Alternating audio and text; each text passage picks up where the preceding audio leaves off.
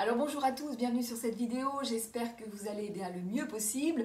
Alors aujourd'hui je vais parler du pervers narcissique et de l'impuissance, un sujet que je vais diviser en deux vidéos. Sur celle-ci je vais plus parler de la sexualité à proprement dite, et puis sur une autre où je parlerai de comment le PN vous fait porter son impuissance, par quel mécanisme et comment vous en défaire. Alors, quand je parle du PN, de sexualité et d'impuissance, j'imagine déjà que certaines personnes qui me regardent se disent mais qu'est-ce qu'elle raconte? Un PN impuissant, alors que c'est juste pas possible. Moi, celui que j'ai connu, eh bien, c'était vraiment un chaud lapin, il me trompait tout le temps et c'était vraiment un super excité. Bon, alors, évidemment, quand je parle impuissance du PN, je veux dire par là que le phallus, au niveau psychanalytique du terme, le phallus, c'est vous, c'est la victime. C'est grâce à sa victime que le PN est puissant. Hein, c'est pour ça qu'il en a autant besoin. Lui, tout seul, eh bien, c'est un petit enfant coincé à 3-4 ans et qui ne sait rien faire. Hein. Donc il n'a pas de sexualité à proprement parler, c'est-à-dire qu'on n'est pas dans une sexualité mature, de personnes construites. Hein. Lui, la sexualité, eh bien, ça va lui servir, comme le reste, eh bien, de nourriture narcissique, et puis pour eh bien, défouler ses pulsions. Hein. Alors, généralement, au début, eh bien, c'est un très bon amant, hein. Il a bien étudié la chose, il scénarise bien la chose, donc il sait tout à fait donner du plaisir à sa partenaire. Hein. Généralement, c'est vraiment, il sait la combler. Bien évidemment, pas par générosité, hein, mais parce que du coup, il va pouvoir eh bien, recevoir de la nourriture narcissique. Hein. Vous allez lui renvoyer l'image d'un type vraiment du bon coup, du don Juan. Alors évidemment, quand je dis ça, c'est homme ou femme, hein, pervers narcissique, homme ou femme. Hein. Donc voilà, donc il va être super valorisé. Il va faire en sorte également, très souvent, de vous valoriser vous, hein, de dire à quel point avec vous c'est vraiment bien, qu'il a jamais connu ça. Hein. Et donc du coup, la victime se sent valorisée, et c'est une façon aussi de la mettre sous emprise et de la phagocyter. Hein. Et donc voilà, donc plutôt une sexualité donc scénarisée.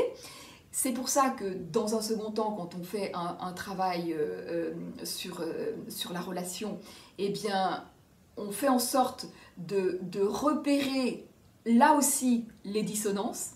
Évidemment, on ne les voit pas quand on est dans la relation, hein, mais dans un second temps, c'est repérer ces dissonances parce qu'il y en a. Hein.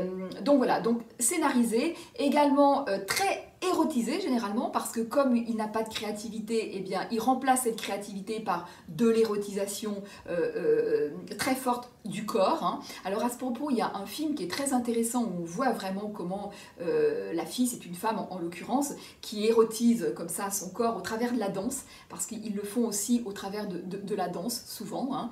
Et dans ce film, c'est une histoire en fait d'amitié entre deux jeunes filles, mais bon, peu importe, en tout cas, c'est l'histoire d'une perverse narcissique, et on voit comment eh bien, elle érotise son corps et comment elle subjugue l'autre. Hein.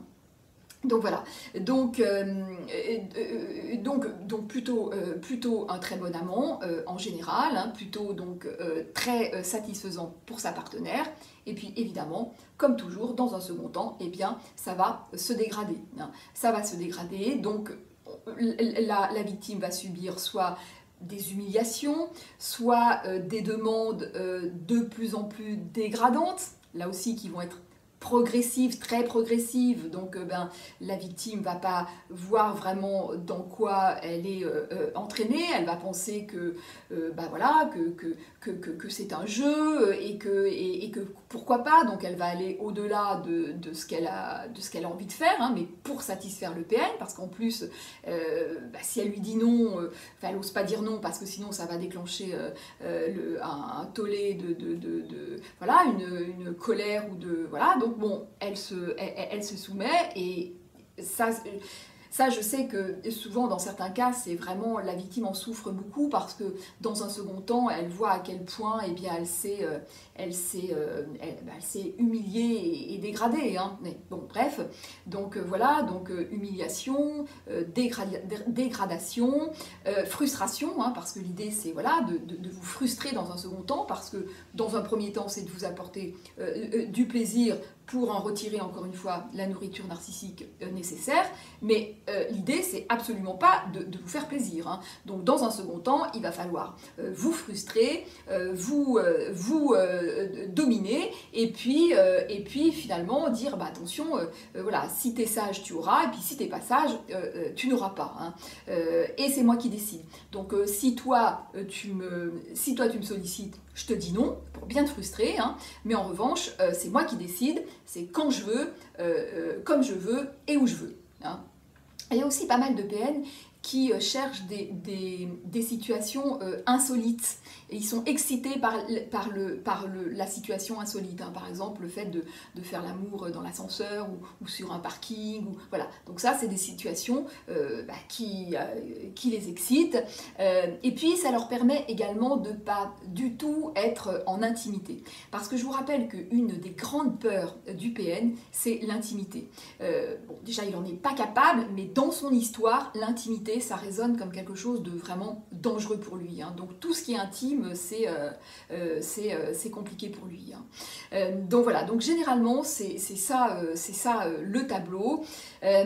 Alors certains PN sont eux dans un rapport, sont pas du tout, pour le coup, c'est compliqué pour eux, donc ils n'arrivent pas à être tactiles, donc ils sont brutaux, hein, c'est vraiment le coup vite fait, hein, ou alors vraiment en panne, ayant beaucoup de mal. Et dans ces cas-là, eh bien évidemment, ils vont dire à la partenaire, mais je ne comprends pas, parce que d'habitude, ça marche très bien, avec toutes les autres, ça marche bien, sauf avec toi, donc c'est vraiment toi le problème. Hein. Généralement, c'est plutôt des personnes, au contraire, qui sont de bons amants, et ça aussi, ça peut être aussi un point d'accroche pour la victime qui aura, eh bien, qui sera tenue aussi par ça, et qui, dans un second temps, eh ben, va se dire « mais pourquoi ça marche plus? Qu'est-ce que j'ai fait ?» Et évidemment, le PN va vous dire que si ça marche plus, c'est de votre faute, hein, c'est parce que, toujours pareil, hein, c'est parce que tu veux pas faire ceci, ou parce que t'as grossi, ou parce que... Et ça, évidemment, c'est extrêmement douloureux pour la victime, surtout que là, on est dans quelque chose de très intime, hein, qui touche au corps, qui touche à l'intime, donc c'est vraiment, voilà, c'est vraiment douloureux. Hein. Donc, que vous dire d'autre? Donc voilà, donc la victime est tenue par là, elle va être dégradée, et puis aussi, oui, ce qui va se passer, c'est que ces bons moments, le PN va s'en servir pour justifier à quel point vous êtes fusionnel. Hein. C'est-à-dire que quand il va avoir des conduites vraiment exécrables, eh bien, dans un second temps, ce sera très facile pour lui de dire « mais enfin, tu vois bien qu'on est fait l'un pour l'autre, tu vois bien à quel point on baisse bien, à quel point c'est fusionnel entre nous, à quel point il y a un corps à corps. Hein. » Et effectivement, la victime qui n'a pas le recul nécessaire, eh bien, va tomber dans ce piège et va se dire, mais effectivement, là, il y a vraiment un rapprochement des corps très fort, et ça dit quelque chose. Sauf qu'encore une fois, quand on regarde mieux la chose, eh bien c'est pas du tout ça. Il n'y a pas de rapprochement, il n'y a pas de relation, il y a vraiment uniquement eh bien, une mise en scène de la chose, qui est très bien faite, certes, hein, mais qui est une mise en scène. Vous n'êtes absolument pas dans le partage, vous êtes seul en fait. Vous êtes seul, et le PN, lui, se nourrit absolument pas de ce partage-là, il se nourrit à un autre niveau. Hein. Voilà. Donc eh n'hésitez pas à liker, à commenter, à partager. Je vous dis à très vite dans une prochaine vidéo. Prenez soin de vous.